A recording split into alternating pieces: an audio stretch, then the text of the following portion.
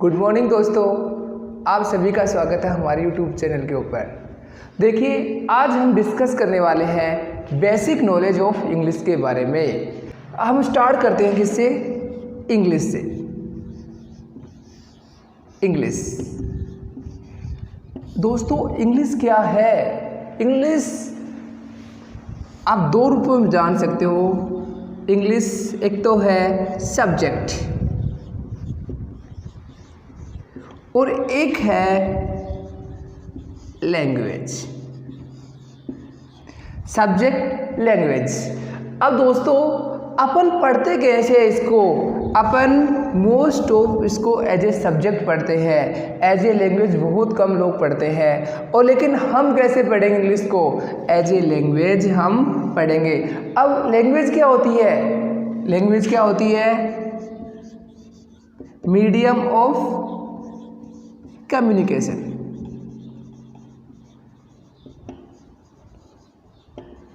मतलब अपने विचारों का जो आदान प्रदान किया जाता है ना, वो क्या होती है? लैंग्वेज होती है।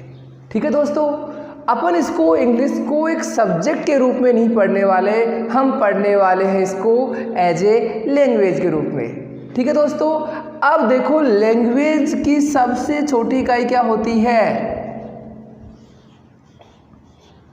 साउंड। लैंग्वेज की एक इकाई होती है साउंड। भाषा बोलेंगे, जाहिर सी बात है, साउंड का मतलब ध्वनि, उसका यूज करेंगे हम। तो सबसे छोटी इकाई क्या मानते हैं? इसको साउंड को मानते हैं। और साउंड को हम दो भागों में बांट सकते हैं। एक तो वोवेल साउंड, एक कॉन्सोनेंट साउंड।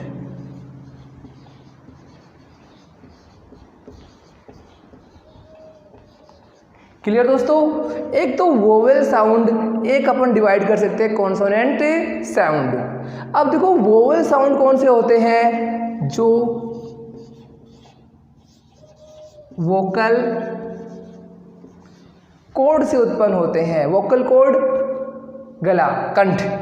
ठीक है, कंठ से उत्पन्न होने वाले जो साउंड होते हैं वो कहलाते हैं हमारे वोवेल साउंड। दूसरा लिप्स, टंग,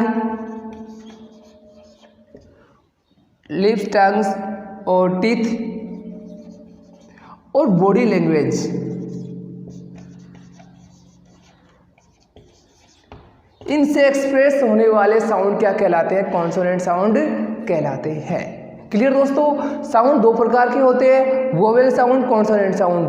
वोवेल साउंड कौन से हो गए? जो हमारी वोकल कॉर्ड से उत्पन्न होते हैं। और ये क्या होते हैं? लिप्स, होठों से, टंग से, टीथ, दांतों से। और जो बॉडी लैंग्वेज के माध्यम से एक्सप्रेस करते हैं वो कौन से साउंड होते हैं? कॉन्सोनेंट साउंड होते हैं। ठीक है दोस्तों, अब देखिए आपको बताता हूँ आपको। अब वो साउंड कैसे होते हैं? जैसे मानो ये क्या है? ये साउंड है। तो ये समझ में नहीं आ रहे थे, तो क्या किया लोगों ने? लेटर बना लिया इनका, है ना। 26 लेटर होते हैं ना अपने, A to Z। इसमें से भी 21 तो क्या बना लिए? Consonant sound. और 5 क्या बना लिए? Vowel sound.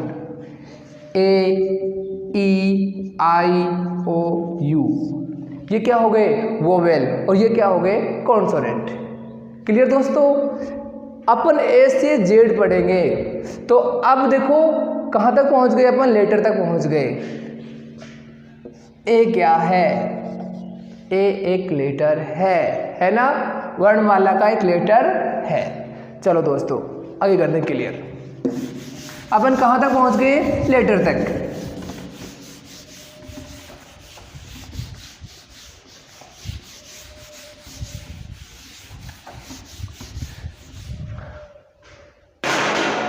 अब देखो ए क्या है? लेटर है, वर्ण है एक। और एप्पल क्या है? ये है अपना वर्ड। क्या है? एक शब्द है। तो कोई आपसे पूछे शब्द क्या होते हैं? तो वर्ण का समूह क्या हो गया? वर्ड हो गया। क्लियर दोस्तों? यहां तक कोई समस्या नहीं है? कि देखो सबसे पहले हमने पढ़ा क्या, इंग्लिश एक लैंग्वेज के रूप में पढ़ रहे हैं, उसका जो साउंड होता है लैंग्वेज का मुख्य कंपोनेंट, और उसके बाद में साउंड दो प्रकार के होते हैं, वोवेल साउंड, कॉन्सोनेंट साउंड। जो वोकल कॉर्ड से होते हैं वो कौन से साउंड, वोवेल साउंड, और जो लिप्स, टंग, बॉडी लैंग्वेज या फिर टीथ से उत्पन्न होते हैं वो कौन साउंड होते हैं, कॉन्सोनेंट साउंड। क्लियर। फिर साउंड से हम कहाँ पहुँच गए, लेटर पे पहुँच गए, लेटर से कहाँ पहुँच गए अपन, वर्ड पर पहुँच गए। अब वर्ड को अपन पढ़ते हैं, तीन रूप में पढ़ते हैं। पहला होता है फ्रेज, दूसरा होता है क्लाउज, क्लाउज बोलते हैं इसको, तीसरा होता है सेंटेंस। ठीक है दोस्तों, वर्ड को हम तीन रूप में पढ़ने वाले हैं। सबसे पहले डिस्कस किसके बारे में करते हैं, सबसे पहले डिस्कस करते हैं हम फ्रेज के रूप में। फ्रेज को क्या बोलते हैं हिंदी में, वाक्यांश। क्या बोलते हैं, वाक्यांश। अब देखो फ्रेज होता क्या है दोस्तों, ये बहुत ही इम्पोर्टेंट चीज़ है। एक तरह से ये इंग्लिश की चाबी है, इंग्लिश ग्रामर की चाबी है। अगर आपको ये चीज़ें कंफर्म हो गई तो ये मान लेना कि आप इंग्लिश रूपी जो ताला होता है उसको आप आसानी से खोल सकते हो। ठीक है दोस्तों, फ्रेज, फ्रेज को बोलते हैं हिंदी में वाक्यांश। ठीक है दोस्तों, पहले अपन फ्रेज को डिस्कस कर लेते हैं। एक ग्रुप ऑफ वर्ड, क्या होते हैं ये, एक ग्रुप ऑफ वर्ड्स, एक से नहीं होता। ध्यान रखना दोस्तों, अकेला वर्ड कभी फ्रेज नहीं बन सकता। ये क्या होगा, मोर देन वन, एक से अधिक वर्ड होंगे तो ही वो फ्रेज बनेगा। दैट डज नॉट फॉलो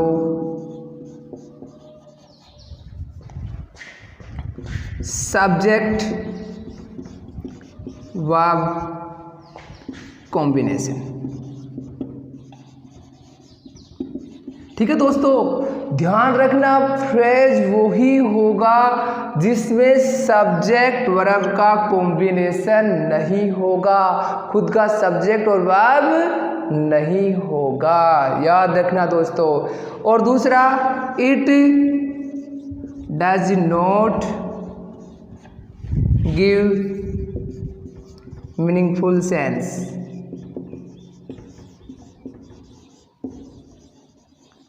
ठीक है दोस्तों, इसका कोई अर्थपूर्ण सेंस नहीं निकलता, भाव नहीं निकलता, मीनिंगफुल अर्थ इसका होता ही नहीं है दोस्तों। क्लियर। अब मैं आपको बोलूं फ्रेज क्या होता है, तो आपको क्या होगा कि शब्दों का ऐसा समूह जो क्या होता है, जिसके अंदर सब्जेक्ट वर्ब का कॉम्बिनेशन नहीं होता है, और it does not give meaningful sense, और ये क्या भी नहीं देता, मीनिंगफुल seंस नहीं देता। ठीक है दोस्तों, अब देखो अपन डिस्कस करते हैं किसके बारे में, तो इसका एग्जाम्पल लेते हैं। एग्जाम्पल है राम इज एट होम। अब देखो दोस्तों, ये पूरा तो क्या है, ये सेंटेंस है, कैपिटल लेटर से स्टार्ट हो रहा है, फुल स्टॉप से समाप्त हो रहा है, सेंटेंस है। लेकिन मैं आपको अंडरलाइन कर दूं, एट होम क्या है, तो इसका खुद का सब्जेक्ट नहीं है, वर्ब नहीं है, और एक से अधिक वर्ड है, तो ये क्या हो गया अपना दोस्तों, फ्रेज हो गया। क्लियर दोस्तों, फ्रेज में शायद दिक्कत आपको अब होने वाली नहीं है। दोबारा बता रहा हूं आपको, फ्रेज क्या होते हैं कि शब्दों का वो समूह जिसमें सब्जेक्ट और वर्ब नहीं होते हैं और इसका कोई मीनिंगफुल अर्थ नहीं होता। जैसे एट होम, घर पर, क्या निकालोगे, सेंस निकाल सकते हो क्या आप, सेंस नहीं दे रहा है, इसलिए क्या नहीं है ये, इसलिए ये क्या नहीं है, सेंटेंस या क्लाउज नहीं है। ठीक है दोस्तों, क्लियर हो गया कि इसका मीनिंगफुल सेंस नहीं होता है। दूसरा, इसमें सब्जेक्ट वर्ब का कॉम्बिनेशन नहीं होता है। लेकिन दोस्तों ये याद रखना, सिंगल वर्ड कभी फ्रेज नहीं बनने वाला, साथ क्या होना चाहिए, मोर देन वन वर्ड होने चाहिए, एक शब्द से ज़्यादा शब्द होने चाहिए, और मीनिंगफुल सेंस भी नहीं देना चाहिए, वो क्या होगा अपना फ्रेज। तो आशा है दोस्तों वो फ्रेज समझ में आ गया होगा। अब अपन डिस्कस किसके बारे में करते हैं, क्लोज के बारे में करते हैं।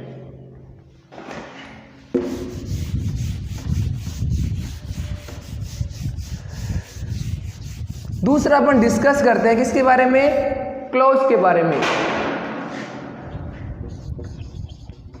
क्लॉज, ये देखो क्या होता है, एक ग्रुप ऑफ वर्ड। ये भी क्या होता है, एक सिंगल नहीं होता, ये भी ग्रुप ऑफ वर्ड, शब्दों का समूह होता है। दैट जो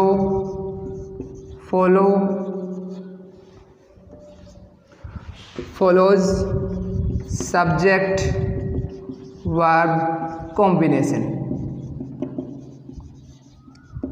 फ्रेज और उसमें अंतर क्या है, देखो उसमें सब्जेक्ट वर्ब कॉम्बिनेशन फॉलो नहीं होता था, इसमें होता है। और इट में और may not give meaningful sense.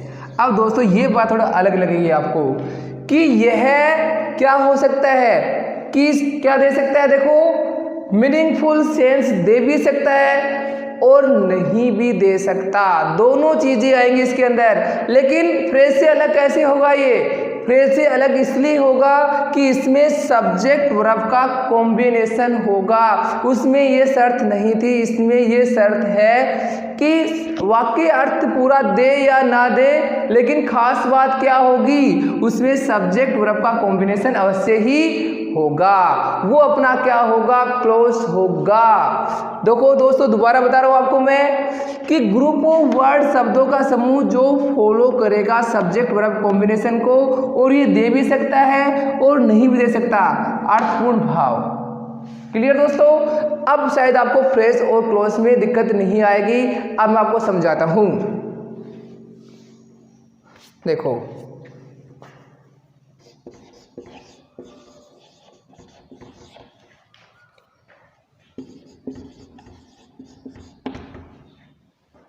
He gave a book, उसने किताब दी। अब देखो सब्जेक्ट है वर्ब भी है, तो ये क्या हो गया, क्लोज हो गया। ठीक है, अब दोस्तों देखो क्लोज दो प्रकार के होते हैं। कितने प्रकार के होते हैं, अभी बताता हूं आपको।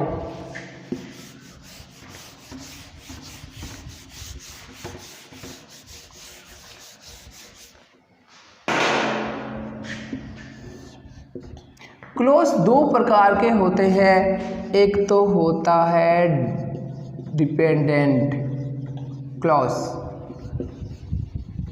इसका हिंदी क्या बोलते हैं, इसको उपवाक्य बोलते हैं क्लॉज। और एक होता है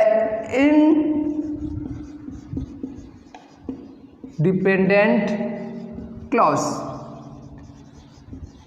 देखो दोस्तों यहाँ आपका जो है ना डाउट हो क्लियर हो जाएगा कि कहाँ पे ये मीनिंगफुल सेंस देगा और कहाँ पे मीनिंगफुल सेंस नहीं देगा। देखो अब मैं क्लियर करता हूँ। डिपेंडेंट इसका मतलब ही क्या होता है कि किसी पे आश्रित होना। ये क्या है, आश्रित उपवाक्य बोलते हैं इसको। ये किसी ना किसी दूसरे वाक्य पे डिपेंड होते हैं, मान लेना आप, ठीक है। और ये क्या होते हैं, इंडिपेंडेंट। ये खुद क्या होते हैं, इंडिपेंडेंट होते हैं, मतलब ये स्वतंत्र होते हैं, आज़ाद होते हैं, इनको किसी पे आश्रित होने की आवश्यकता नहीं होती है। एक चीज याद रखना, डिपेंडेंट क्लोज कभी मीनिंगफुल सेंस नहीं देगा। क्यों नहीं देगा दोस्तों, क्योंकि ये टिका हुआ है दूसरे के ऊपर, अकेला कभी मीनिंगफुल सेंस नहीं देगा। लेकिन ये हमेशा मीनिंगफुल सेंस देगा दोस्तों। ये मीनिंगफुल सेंस नहीं देने वाला और ये मीनिंगफुल सेंस देने वाला है। याद रखना दोस्तों, इंडिपेंडेंट क्लोज हमेशा आपको मीनिंगफुल सेंस देगा ही देगा। अभी मैं आपको एक एग्जांपल देता हूं, आपके क्लियर हो जाएगा। जैसे इफ यू कम टू मी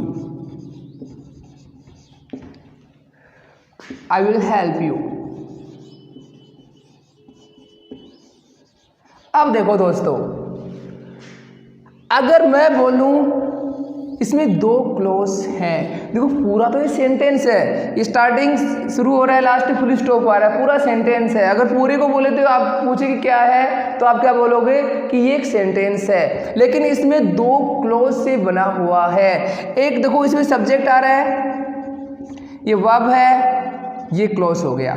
अब इसमें भी देखो सब्जेक्ट आ रहा है, प्रोनाउन है, और ये वर्ब हो गई, तो ये क्या हो गया, ये भी क्लोज हो गया। दो क्लोज से बना है। लेकिन अब आपको कोई पूछे कि इसमें डिपेंडेंट क्लोज कौन सा है, इनडिपेंडेंट क्लोज कौन सा है, या फिर आपको मीनिंगफुल सेंस कौन सा पार्ट दे रहा है, तो क्या बताओगे। देखो दोस्तों, मैं आपसे बोलूं यदि तुम मेरे पास आते हो, तो डिपेंडेंट है ना, ये पूरा नहीं हुआ ना वाक्य। देखो यदि तुम मेरे पास आते हो तब मैं तुम्हारी सहायता करूंगा, अब पूरा हुआ है ना ये। अगर ये वाक्य यहाँ होता, आई विल हेल्प यू, मैं तुम्हारी सहायता करूंगा, तब क्या होता, ये पूरा अर्थ दे रहा है, तो ये क्या हो गया, अपना इनडिपेंडेंट हो गया। ठीक है दोस्तों, अब ये देखो इस पे टिका हुआ है, ये इस वाक्य, ये जो पार्ट है ये इसको पूरा कर रहा है, तो ये क्या हो गया, अपना डिपेंडेंट क्लोज हो गया। क्लियर दोस्तों। यदि एक क्लोज दूसरे क्लोज पे आश्रित हो, वो क्या होता है, डिपेंडेंट क्लोज होता है। और ये जैसे जो अपने आप में पूरा हो, मीनिंगफुल सेंस दे रहा हो, वो क्या होता है, इंडिपेंडेंट क्लोज होता है। क्लियर दोस्तों। अब देखो एक उदाहरण और देता हूं ताकि क्लियर हो जाए आपको डिपेंडेंट इंडिपेंडेंट में। As you know I am a teacher. अब देखो दोस्तों, एज यू नो, जैसा कि आप जानते हो, आई एम ए टीचर। अब देखो मैं बोलूं जैसा कि आप जानते हो, पूरा हुआ नहीं हुआ दोस्तों, तो ये क्या हो गया, अपना डिपेंडेंट क्लोज हो गया। क्योंकि पूरा होने के लिए इसको आवश्यकता पड़ती है इसकी कि आई एम ए टीचर। जैसा कि आप जानते हो, आपको पता ही है मैं क्या हूँ, अध्यापक हूँ। तो ये क्या है दोस्तों, ये है अपना इंडिपेंडेंट क्लोज, और ये क्या है, डिपेंडेंट क्लोज, क्योंकि ये इस पे आश्रित है। अब आशा है आपको इसमें कन्फ्यूजन नहीं होगा। डिपेंडेंट क्लोज और इंडिपेंडेंट क्लोज में ये एक मीनिंगफुल सेंस देता है इंडिपेंडेंट क्लोज हमेशा, और ये कभी नहीं देता क्योंकि ये आश्रित होता है। क्लियर दोस्तों। अब देखो अपन आगे बढ़ते हैं सेंटेंस के पास।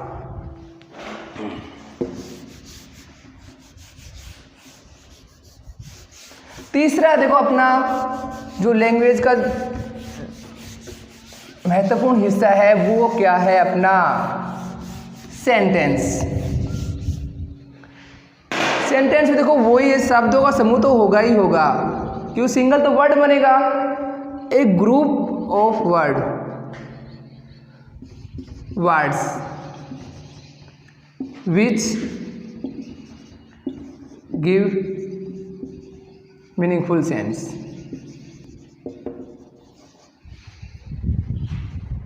मीनिंगफुल सेंस, या इसको ये बोल सकते हो ऑलवेज मीनिंगफुल सेंस ही देगा। स्टार्टिंग कैपिटल लेटर से होगा, अंत में फुल स्टॉप आएगा, वो क्या होगा, अपना सेंटेंस होगा। ठीक है दोस्तों। अब आपको फ्रेज, क्लोज और सेंटेंस में शायद आपको दिक्कत नहीं होने वाली। फ्रेज क्या होता है, सब्जेक्ट वर्ब नहीं होता है, शब्दों का समूह होता है, कभी मीनिंगफुल सेंस नहीं देता है। क्लोज, इसमें सब्जेक्ट वर्ब होते हैं लेकिन ये मीनिंगफुल सेंस दे भी सकता है और नहीं भी दे सकता। डिपेंडेंट होता है वो कभी नहीं देगा, इंडिपेंडेंट होगा वो हमेशा देगा। सेंटेंस ये हमेशा क्या देगा, मीनिंगफुल सेंस देने वाला है। सब्जेक्ट वर्ब तो इसमें जाहिर सी बात है होने ही वाले हैं। क्लियर दोस्तों। अब शायद आपको इन तीनों में डिफरेंस नहीं होगा। मैं आपको बोलूँ क्लॉज तो आपके दिमाग में हो जाएगा कि मैं किसकी बात कर रहा हूँ। मैं आपको बोलूँगा फ्रेज तो आपको दिमाग में क्लियर हो जाएगा कि फ्रेज कौन सी बात कर रहा हूँ। नाउन, फ्रेज, एडजेक्टिव अपन पढ़ेंगे तो क्लियर होता जाएगा। ओके दोस्तों, अब अपन कहाँ पहुँच गए, अपन पहुँच गए सेंटेंस के ऊपर। लैंग्वेज का महत्वपूर्ण हिस्सा क्या है, सेंटेंस। अब उसको सीखते हैं अपन। ओके दोस्तों, कोई दिक्कत नहीं यहाँ तक, चलो आगे बढ़ते हैं अपन।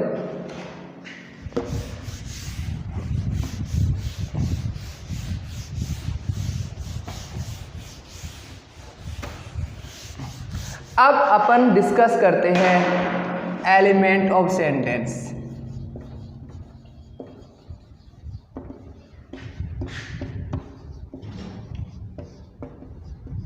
देखो सेंटेंस 4 प्रकार के होते हैं, assertive sentence, interrogative sentence, imperative sentence और एक्सक्लेमेटरी सेंटेंस। उसके बारे में अपन बाद में डिस्कस करेंगे। फिलहाल हम बेसिक नॉलेज ले रहे हैं। तो बेसिक नॉलेज में देखो सब्जेक्ट का महत्वपूर्ण हिस्सा पहले क्या होता है, नाउन। ओके दोस्तों, विस्तार से अपन इसको बाद में पढ़ेंगे, पहले इसकी सामान्य सी जानकारी अपन ले रहे हैं जिससे हमारे माइंड में क्लियर हो जाए कि मैं बोलूँ नाउन तो आपके मन में क्लियर हो जाए कि हाँ ये इसकी बात कर रहा है, मैं बोलूँ प्रोनाउन तो आपके मन में क्लियर हो जाए किसकी बात कर रहा हूँ, मैं प्रोनाउन की बात कर रहा हूँ। तो जो पहला इंपॉर्टेंट होता है वो क्या होता है, नाउन होता है। तो मैं आपको बोलूँ नाउन क्या है, शॉर्ट में लिखा देता हूँ। वैसे तो आपने पढ़ा हो noun is the name of particular person, place, thing, वो बहुत सारी चीज़ें हैं। शॉर्ट में ये कह सकते हो every naming word is noun.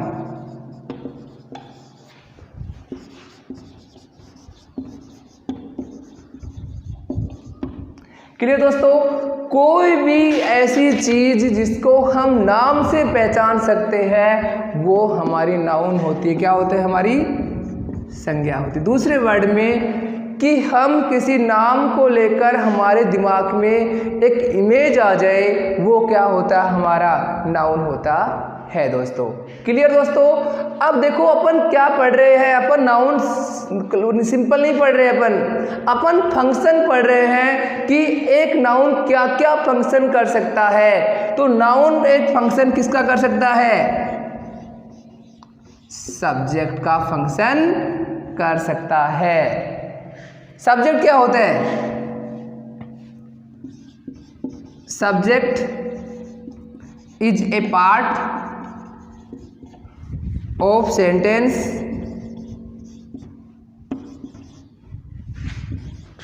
We are speaking about it. कहने का मतलब क्या हुआ कि सब्जेक्ट कर्ता होता है, डूअर होता है। ये क्या है कि जिसके बारे में बात की जाती है वही क्या होता है, सब्जेक्ट होता है। क्लियर दोस्तों, नाउन किसके रूप में काम कर सकता है, एक सब्जेक्ट के रूप में नाउन काम कर सकता है। क्लियर दोस्तों, अब दूसरा मैं आपको बात करूं ऑब्जेक्ट। नाउन एक ऑब्जेक्ट का कार्य भी कर सकता है। इसका तो सिंपल सा ये है,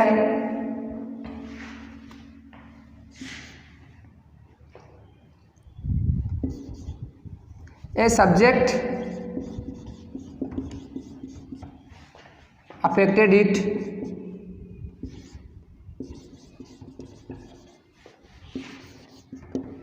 और we can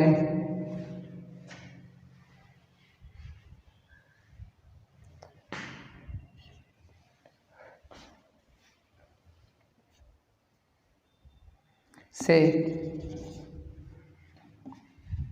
it is answer of what or whom। ठीक है दोस्तों, कि कर्ता के द्वारा जो इफेक्ट होता है ना, प्रभाव होता है, किस पे प्रभाव पड़ रहा है वो क्या होता है, अपना ऑब्जेक्ट होता है। और दूसरे वर्डों में हम कह सकते हैं मोस्ट ऑफ जगह कि क्या और किसी का इसमें उत्तर होता है, वो क्या होता है, हमारा ऑब्जेक्ट होता है। ये डूअर होता है और ये क्या होता है, इसका प्रभाव इससे पड़ता है, वो क्या होता है, ऑब्जेक्ट। अगर इससे भी क्लियर नहीं हुआ दोस्तों कि वाकई में ऑब्जेक्ट है या नहीं है, तो आपको मैं एक और तरीका बताता हूँ। आप उसका पैसिव वॉइस बना के देख लेना। अगर उसका पैसिव वॉइस बन सकता है तो डेफिनेटली मान लेना वो क्या है, अपना ऑब्जेक्ट है, कर्म है। क्लियर दोस्तों, आपको पैसिव वॉइस अपन पढ़ेंगे आगे, क्लियर भी हो जाएगा कि जिसका पैसिव वॉइस बन सकता है वो वाक्य का ऑब्जेक्ट होता है। अब मैं आपको समझाता हूँ कि हम गलती कहाँ करते हैं सब्जेक्ट वर्ब ऑब्जेक्ट पहचानने में, वो क्लियर करता हूँ। मेन तो पहले बात किसी चल रही है, सब्जेक्ट और ऑब्जेक्ट की बात चल रही है, ये नाउन के रूप में यूज होते हैं ना, इसलिए। अब देखो मैं आपको पहले डाउट क्लियर कर देता हूँ।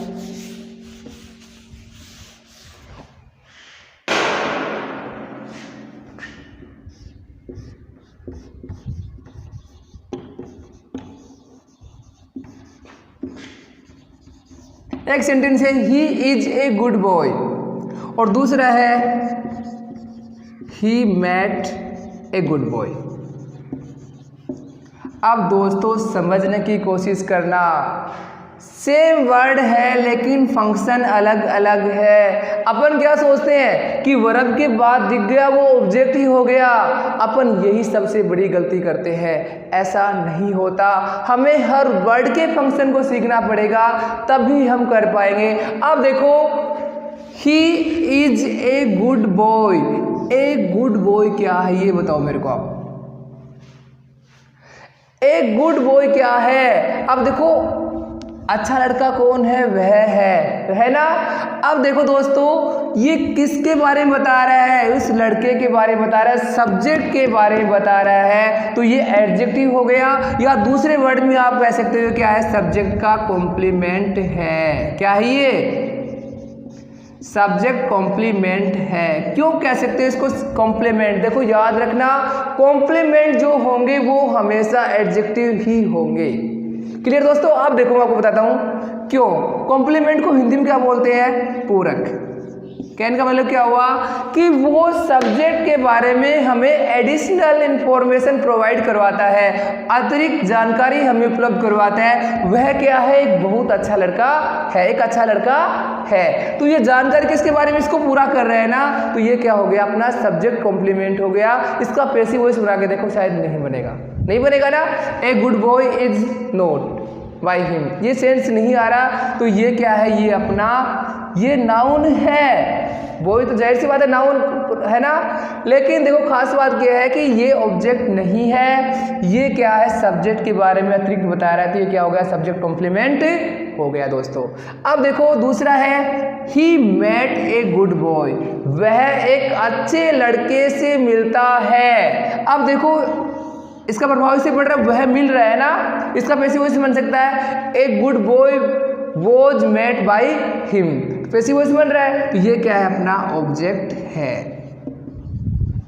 क्लियर दोस्तों? दोबारा बता रहा हूं आपको कि सब्जेक्ट इसको इफेक्ट पड़ता है, इसे काम से इसको इफेक्ट पड़ता है। दूसरा आप सिंपल वे में अगर आप पहचानना चाहो तो सिंपल तरीका है कि आप उसका पैसिव फॉर्म देख लेना, पैसिव वॉइस बना के देख लेना।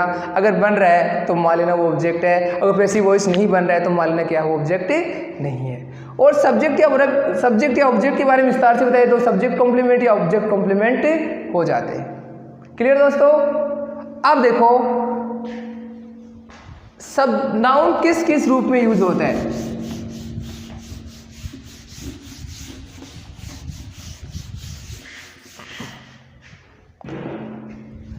अब नाउन चल रहा था ना, देखो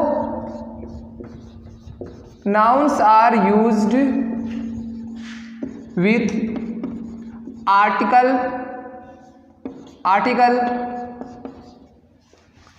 adjective and preposition.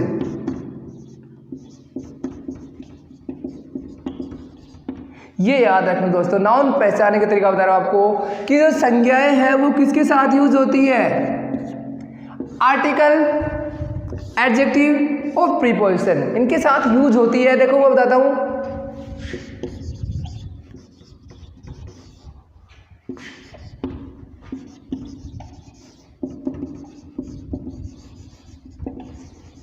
The boy is very intelligent.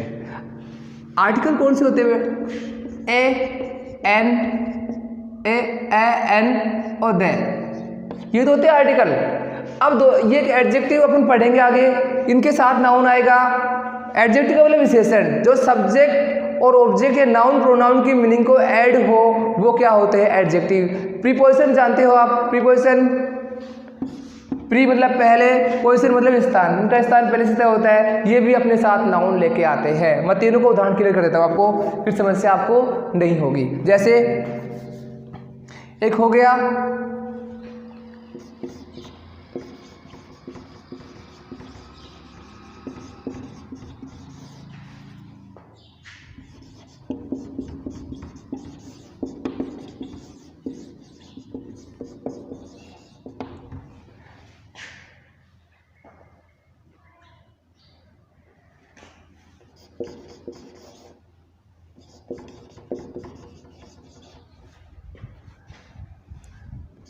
My father played a great role in my success.